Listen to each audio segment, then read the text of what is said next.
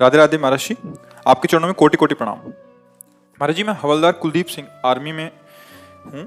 मैंने 2 अलग अलग आतंकवादी घटनाओं में 3 पाकिस्तानी आतंकवादियों को जम्मू एवं कश्मीर में रहते हुए अपने देश की सेवा में मार गिराया था। इसके लिए मुझे राष्ट्रपति भारत की तरफ से बहादुरी के लिए सेना मेडल भी मिला। महाराज जी, अब मुझे कई बार बोध होता है कि मैंने जीव हत्या की है। मेरे हाथ से 3 जीवों की हत्या हुई। मान्यवर, मुझे इस हत्या के पाप लगेगा या नहीं? नहीं, बिल्कुल पाप नहीं लगेगा, न यहाँ न वहाँ, बिल्कुल पाप नहीं लगेगा। ये हम तुम्हें लिखित बात बता रहे हैं। जब महाराज युधिष्ठिर जी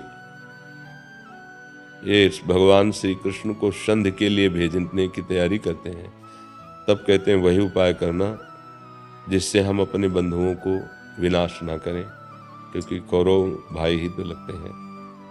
तब भगवान श्री कृष्ण कहा, जो पापी है ऐसे पुरुष के मारने से पुण्य की प्राप्ति होती है। ये हम लिखित बात कहते हैं। तो इसको तो सोचो ही मत और आनंदित हो कि भगवान ने बढ़िया हमारे द्वारा जो लाखों को कष्ट देते ऐसे दुष्टों को मरवाया। और भगवान का स्वयं अवतार होता है, परित्राणाय साधूनाम विनाशाय च दुष्कृताम।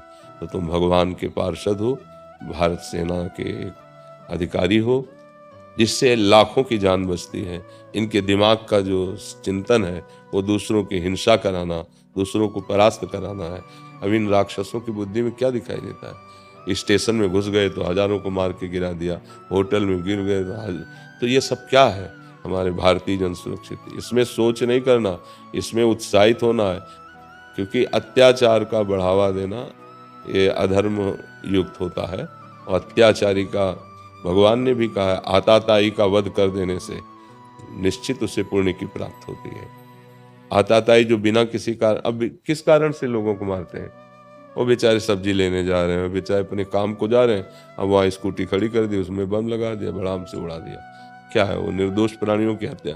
क्योंकि अपराध इतने बड़े बड़े भयंकर कर जाते, छोटे छोटे बच्चे बच्चियां स्त्री सब सैकड़ों। एक बीच में जब वो ताज होटल पे हुआ था ना, तो हम भिक्षा मांगने जाते थे, तो हम भी खड़े होकर टीवी में देखा, तो हाहाकार मचा हुआ था।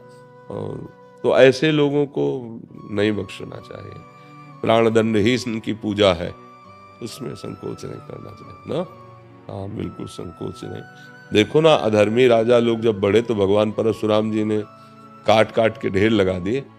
और ऋषि है ना, हाँ, काट काट के ढेर लगा दिए। ऐसा नहीं, भगवान राम वन को जाते हैं, सब कुछ त्याग देते, धनुष बाण साथ रखते हैं, कितने राक्षसों को मारा। तो ये तो धर्म का कार्य है, इसमें चिंता न करो। अब इसमें अगर विचार करने लगे, मान लो तुम्हें दिखाई दे रहा कि बॉर्डर क्रॉस कर रहे हैं, तो हम जानकारी करें कि भैया तुम अच्छे हो कि बुरे, तो सबसे पहले तुम मारे जाओगे।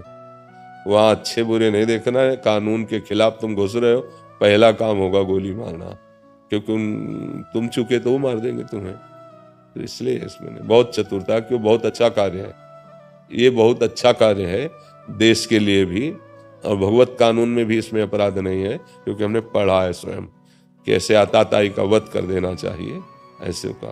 जी, जिस स्थान से राधे राधे महाराज। राधे राधे महाराज जी। महाराज जी, मैं पिछले कुछ महीनों से माला कर रही हूँ, पर शुरुआत में जो उसमें मेरे भाव आते थे, अब वो नहीं आ पाते। वो अब जैसे बस मेरे और दैनिक नियमों जैसा ही बन रहा है, केवल दैनिक दिनचर्या जैसी लग रही है। प्रारंभ में किसी भी साधक को जब भजन के मार्ग में प्रभु घसीटते हैं, तो अपनी तरफ से उसे आकर्षण देते हैं। वृंदावन की बात सुनकर, भगवत चर्चा सुनकर, नाम महिमा सुनकर एक आकर्षण होता है हमारे हृदय में। बिना साधन के एक आनंद, एक ऐसी पुलकन होती है कि हम नाम जप में लग जाते हैं, हम भगवत मार्ग में लग जाते हैं, हम व्यसन छोड़ देते हैं। ये कृपा से होता है। फिर साधक जब उस पर चलता है तो उसे छोड़ा जाता है। अब अपने पैरों के बल खड़े हो। जैसे प्रारंभ में माँ उंगली पकड़ के चलाती, फिर ऐसे रखने लगती, चलो चलो। फिर जब देख लेती है अब इसके पैर पुष्ट हो गए, तब वो आराम, हाँ चलो हम देख रहे हैं। ऐसे ही प्रारंभ में हमें भजन में जो सुख मिलता है, कि पहले जो आनंद आता था अब नहीं आता। पहले जब वृंदावन आते थे तो ऐसे, वो कृपा से होता है। अब आपको चलना होगा, आपको सुख मिले या न सुख मिले, जो नाम जप कर रहे हो वो कभी व्यर्थ नहीं जाएगा, वो अविनाशी है। अब वो आपके पापों को नष्ट कर रहा है, अनर्थ को नष्ट कर रहा है, वो सत्य है, वो अविनाशी है, वो चिदानंद है। हम जिसे राधा राधा राधा जप रहे हैं, अब मन भाग रहा है, मन विषय चिंतन कर रहा है, मन गंदे संकल्प कर रहा है। हमें बिल्कुल नहीं डरना। क्यों? क्योंकि नाम जब उसे खाली कर रहा है, उसकी गंदगी हटा रहा है। अब जब तक ये गंदगी नहीं हटेगी तब तक आनंद नहीं मिलेगा। और जहां ये हटा तो राधा नाम सुधा रसम रसी तुम जिह्वास तुम्हें विह्वला, हृदय विकल हो जाएगा और अश्रु चलने लगेंगे, रोमांच होने लगेगा। फिर उसी नाम में नामी का रूप झलकने लगेगा जो प्रभु का स्वरूप है। बस हो गया, आप किसी को सिखाने की जरूरत नहीं, वो भाग पड़ेगा। जहां स्वाद मिला भाग पड़ा। अभी हमें स्वाद नहीं मिल रहा। जैसे पित्त का रोग बढ़ जाए तो मिश्री मीठी होती है, पर वो मीठी नहीं लगेगी, कड़वाहट सी लगेगी। अगर हम उससे नियम पूर्वक रोज पाए तो वही मिश्री पित्त का समन करके हमारी जबान को मीठा मीठा लगने लगेगी। ऐसे ही हमारे अंदर वासनाओं का जहर भर गया है। काम, क्रोध, लोभ, मोह, मद, मत्सर, न जाने कितने गंदे आचरण किए हैं इस जन्म में या और जन्म में। अब हम जब नाम जप करते तो कोई स्वाद नहीं, कोई आनंद नहीं, कोई शांति नहीं। और संत जनों ने कहा है परमानंद है, ये परम शांति परम सुख प्रदान करने वाला है। तो हमारा स्वाद भले नहीं बन रहा, पर डॉक्टर ने कहा है कि ये तुम्हें रोग रहित कर देगा, तो हम दवा खाते हैं। ऐसे ही हम गुरु आज्ञा मानकर नाम जप करें, एक दिन सब ठीक हो जाएगा। हमारे गांवों में जब किसी को कोबरा सांप काटता था तो उसकी पहचान किसे विष चढ़ाए कि नहीं, नीम की पत्ती खवाई जाती थी। ये हमने देखा है, मंत्रों का प्रभाव देखा है। आजकल कहते हैं ना, अरे कोई मंत्र नहीं, हाँ आप सिद्ध नहीं कर पा रहे इसलिए है, नहीं मंत्रों का प्रभाव देखा है। वो आए फूल की थाली कांसे की, उसमें मंत्र लिखा हुआ, ऐसे पीठ में ऐसे दूर से वो ऐसे चिपक गई जाके। पहला लक्षण कि जहरीले सांप ने काटा, चढ़ गया। अब नीम की पत्ती खाओ, उससे पूछा जाता कैसी लग रही, बोला मीठी, मतलब जहर चढ़ गया। तो हमारे ऊपर माया का जहर चढ़ा है। हमें भगवान नाम मीठा नहीं लग रहा, और संसार का छल कपट नाना प्रकार, ये सब पापाचरण जो कड़ुआ है, दुख देने वाला है, ये अच्छा लग रहा है। अब हमारी रुचि तो इधर लग गई असत मार्ग में, तो अब सत मार्ग का नाम, लीला, अध्यात्म, ये सब कड़ुआ सा लगता है। आपको उबना नहीं है। ये वो अमृत है जो किसी काल में भी आपको भ्रष्ट नहीं होने देगा। एक दो भाई थे, एक का नाम था धर्मचंद और एक का नाम कर्मचंद। इसकी रास लीला में भी लीला दिखाई गई है। तो ये भाई जी से हनुमान प्रसाद पोद्दार जी गीता प्रेस से संपादन भी किया है। जो बड़ा भाई था वो जैसा नाम था वैसे ही गुण वाला था, धर्मात्मा, भजन करना और संतों की सेवा करना और अपने कर्तव्य का पालन करना। छोटे वाला जो था मदिरा पीना, जुआ खेलना, मांस खाना, व्यभिचार, अब जितना गंदा कर सकता था वो करता था। बड़े भाई को चिंता हुई कि इसका कल्याण होना चाहिए, क्योंकि हम जिस गर्भ से पैदा हुए उसी गर्भ से ये पैदा हुआ, पर ये आचरण ऐसे कर रहा है कि नरक जाएगा। अब बड़े भाई संतों की सेवा करते थे, तो जहां संत मिलते उनको मना खिलाते, घर में चरण धोते, उनको प्रसाद पवाते, और अगर वो आ जाता तो गालियां देता संतों को, क्या क्या कड़ुए शब्द। और उसका ऊपर मकान था और उसका नीचे मकान था। जो धर्मात्मा था वो नीचे रहता था, छोटे वाले के ऊपर। प्राय ऐसा होता था, जब संत आते और वो कहीं से आ जाता तो गालियां देते। तो पहले संतों से कह देते कि एक हमारा भाई है, ऐसा ऐसा नशा करता है, अगर वो गाली दे तो आप लोग नाराज मत होना, ऐसा कह देते। एक बार अयोध्या के संत मंडली उधर से निकली तो उनको प्रार्थना करके घर ले गए। उनको भोजन पवा ही रहे थे कि शराब के नशे में झूमता हुआ आया और खूब गाली भाई को भी और संतों को दी और ऊपर चढ़ गया। तो जो उसमें मुखिया संत थे, उनका क्या चरित्र है आपका कि आप सम्मान से लाते हो और अपने भाई से अपमान। बोले भगवान ये हमारे बस का नहीं, बहुत दुष्ट स्वभाव का है, अगर हम बोलें तो हम पर प्रहार भी कर देगा, लेकिन हम चाहते हैं कि इसका उद्धार। बोले चाहते हो? बोले हाँ। बोले तो आज इसका उद्धार करी के हम जाएंगे। चले गए। वो दरवाजा बंद किए, अपने आसन पे शराब पिए था, लेट गया था जाके। अब अगर कहते खोलो तो भाई की आवाज है नहीं, वो खोलेगा है नहीं। तो शंख घंटा आदि बजे तो उसको लगा कि संत गए, तब फिर गाली देने के लिए भाई को कि ऐसे संतों को लिवा के ला। जो दरवाजा खोला वो तगड़े संत थे, चढ़ बैठे गिरा के। बोले राम बोल। देखो स्वाद मिले ना मिले, भाव बने ना बने, महिमा देखो। बोले राम बोल। हाँ नहीं बोलेंगे तो बोले जान से मार देंगे। ऊपर चढ़े बैठे, बोल राम बोल। और उसको लगा इतना तगड़ा बाबा जी कहीं सही में ना मार दे। राम बोले एक बार और बोल राम। हाँ बोले राम। हट गए। बोले बेटा मेरे प्रताप से ये तुम्हारे कल्याण का बीज बो दिया, इसकी कीमत मत। अरे बोले चल यहां से कीमत। और उसको श्रद्धा थी नहीं, अश्रद्धा से जबरदस्ती भयपूर्वक 2 बार नाम कहवाया। कुछ दिन बाद उसको कैंसर हुआ और शरीर पूरा हुआ। जब शरीर पूरा हुआ तो यमदूत आए, उसको ले गए। तो धर्मराज के दरबार में उसका न्याय रखा गया कि इस जीव की दुर्गति, क्योंकि बहुत पाप की, लेकिन 2 बार संत के मुख से राम राम कहलाया। अब उससे पूछा जो सुख चाहो बोल दो, फिर तुम्हें नरकों का दुख भोगना पड़ेगा। बोले क्यों? बोले 2 बार राम राम संत के कहलाने से कहा। बोले आप बता दो इसकी कीमत क्या है, तो हम उस हिसाब से मांगे। हिम्मत नहीं हुई कि राम नाम की कीमत बोल देंगे क्या? अब वो हंस गए। 2 बार राम राम का, अब इसकी क्या कीमत हम बता दें? बोले हमें जब तक कीमत नहीं पता चलेगी तब तक हम आपको, अच्छा जब तक उसका हिसाब नहीं होगा तब तक नरक नहीं भेज सकते, क्योंकि 2 बार राम राम लिया है। देवराज इंद्र का स्मरण किया, देवराज इंद्र आ गए, क्योंकि दैवी शक्ति है वो। तो क्या समस्या है? बोले इस पापी जीवात्मा ने 2 बार राम राम कहा है, इसका फल इसको क्या दे? ये मेरे बस की बात नहीं कि राम राम का हम फल बता दें, ये तो भगवान ब्रह्मा जी बता सकते हैं, सृष्टि रचयिता है। जीवात्मा ने कहा अपने हटावे दूतों को, जो बड़े भयानक यमदूत है, ये हमें छुए ना। अब जहां आपको ले चलना है हमको ले चलो। तो उसमें तो ऐसा दिखाया कि पालकी में बैठा जीवात्मा और एक तरफ देवराज इंद्र, एक तरफ धर्मराज, ब्रह्म सभा में गए। ब्रह्मा जी देखकर आश्चर्यचकित हो गए कि कौन इतना बड़ा पुण्य आत्मा है जिसको ये लोकपाल अपने कांधों पे ला रहे। क्या बात? वहां बात रखी, क्योंकि प्रपितामह सबसे बड़े ब्रह्मा जी हैं, प्रजापति हैं, परमेष्ठी पद है। कहा 2 बार राम राम कहा है, जीवन भर पाप किया है, इसका फल क्या होगा? ब्रह्मा जी ने कहा मेरी सामर्थ्य नहीं कि राम राम का फल हम बता सके। ब्रह्मा जी ने कहा रात दिन भगवान शिव रटते रहते वहीं चलते हैं, परम वैष्णवाचार्य, परम ज्ञान समुद्र, कैलाश गए। ब्रह्मा जी, धर्मराज, देवराज और वो जीवात्मा। भगवान शंकर से कहा 2 बार राम राम का फल बता दो। तो उन्होंने कहा ये तो नहीं मैं बता पाऊंगा कि राम नाम का फल क्या है, महिमा जरूर बता कि रा कह के जहर पी गए हलाहल, और माँ कह के कंठ में रुका है। एक बूंद पानी नहीं रोक सकते कंठ में, अगर वो कंठ में जरा रुक जाए तो खांस खांस के परेशान। हलाहल विष, बोले राम नाम, बड़ी महिमा बताई। बोले फल नहीं बता सकते, पूरा फाइनल ये तो भगवान ही बताएंगे जिनका नाम राम है। बोले चलो साकेतपुर। 2 बार राम राम कहने का फल, साथ में भगवान शंकर, ब्रह्मा जी, देवराज, धर्मराज साकेतपुरी पहुंचे, भगवान के साकेत धाम। सिया राम जी सिंहासन पर विराजमान, हनुमान जी चरणों के पास।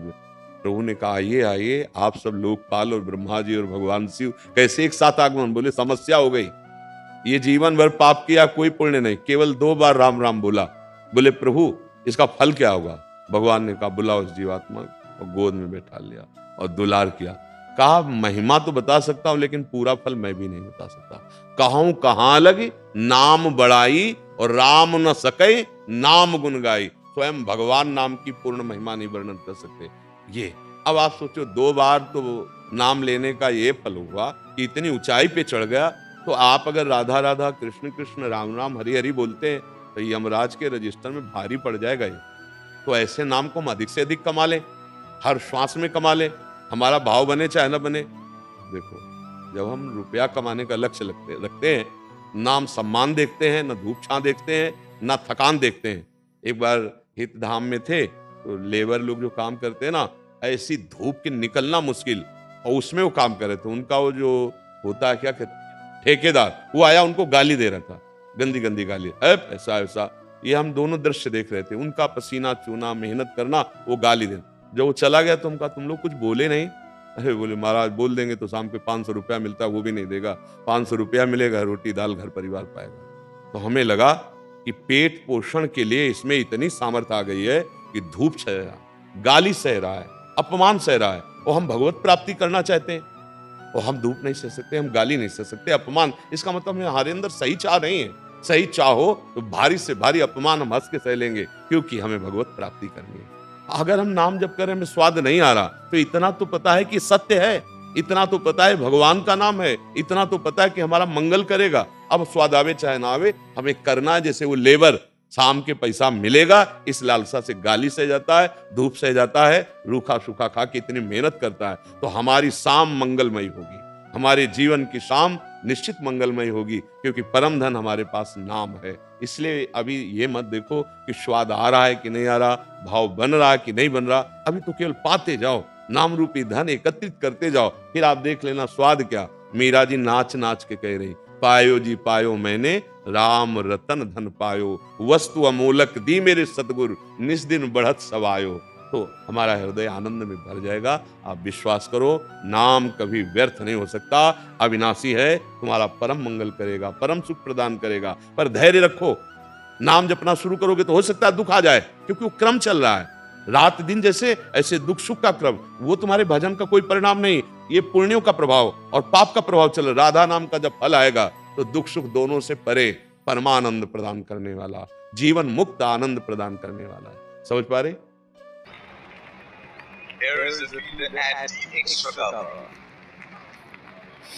ओ भाई साहब, आप देखिए क्या रहता है। रोक दिया भाई फिर से। Can't find a gap. Straight to the fielder. हमें एक भी बॉल ऐसी नहीं देनी है जिससे छक्के पड़ जाएं।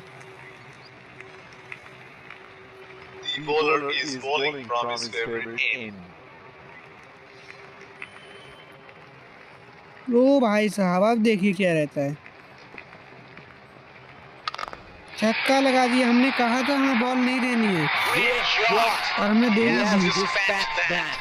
And the fielder can only watch. हमने कहा था, हम अपनी बात भूल गए। He seems to have carried his form from the last match. देखिए अब इस पे क्या रहता है।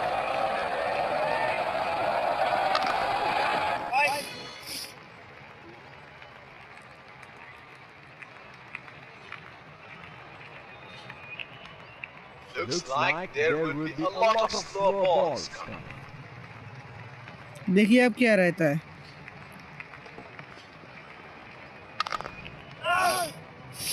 He is unlucky there. And once again, hit straight to the fielder.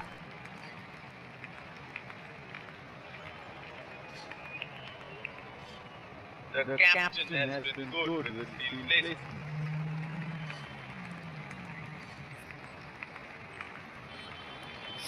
वो भाई आप देखिए, अब थोड़ा ज्यादा खतरनाक है बॉल। रोक दिया भाई आसानी से।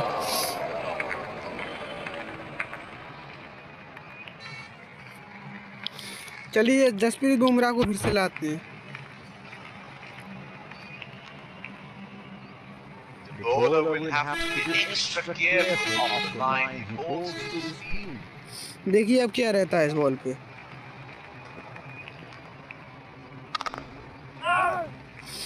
That's hit straight to the fielder.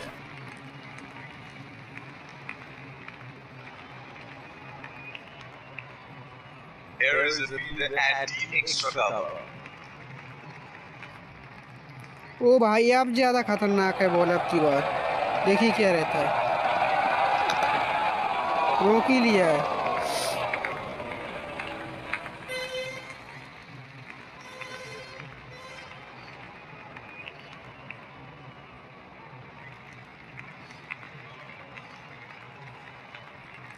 The bowler is bowling from his favorite end. ओ भाई आप देखिए क्या रहता है इस बॉल पे।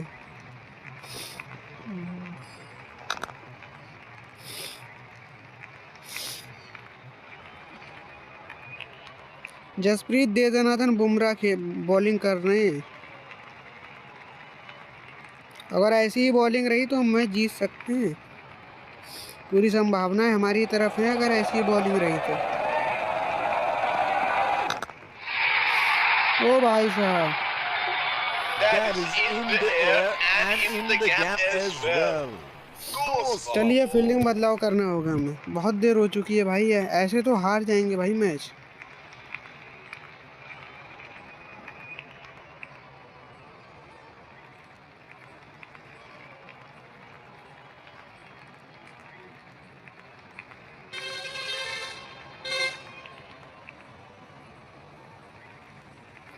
मैनुअल सेट करके इस फील्डर को यहाँ पे लाते हैं।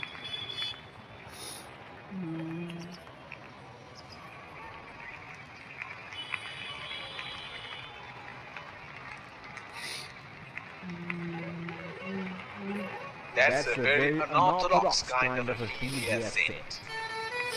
अब देखिए क्या रहता है इस बॉल पे।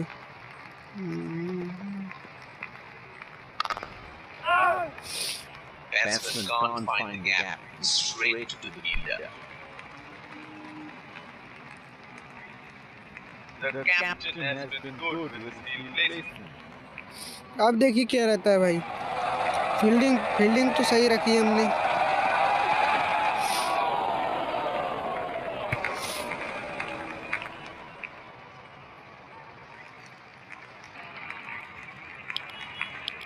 चलिए भुवनेश्वर को लाते हैं। कैसे भी करके हमें रिक्वायर्ड रन रेट को बढ़ाना है, हमारा यही मकसद है इस मैच There is का। a fielder at the extra cover. अब देखिए क्या रहता है इस बॉल पे।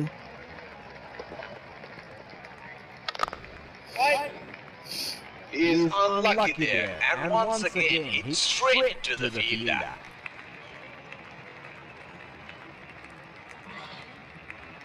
The bowler is bowling from his favorite end. ओ भाई साहब अब देखिए क्या रहता है।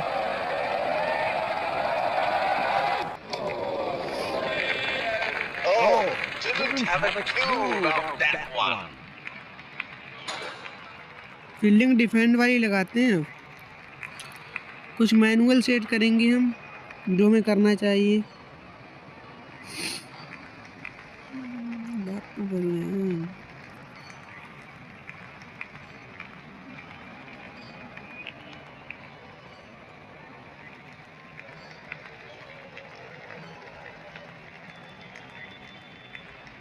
Would have been frustrating having missed out on the last one. ओ भाई साहब अब देखिए क्या रहता है इस बॉल पे। बहुत खतरनाक बॉल है ये। That's hit straight to the fielder. देखते हैं भाई, पीछे की ओर फील्डर हैं। फील्डर तो है।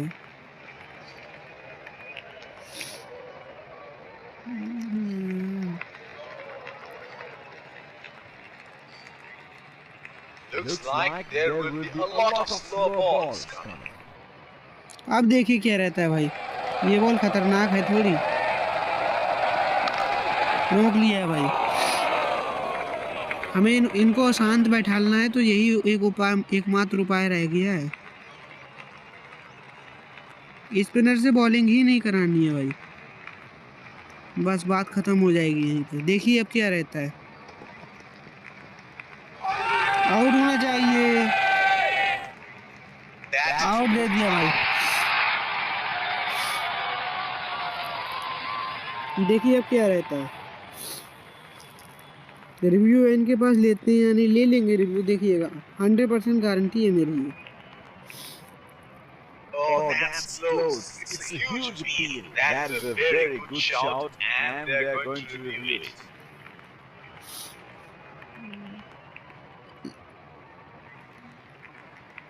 ओ भाई साहब, ये है भुवनेश्वर कुमार की bowling. Fair delivery, no problem. Can't see anything confusing on slipper.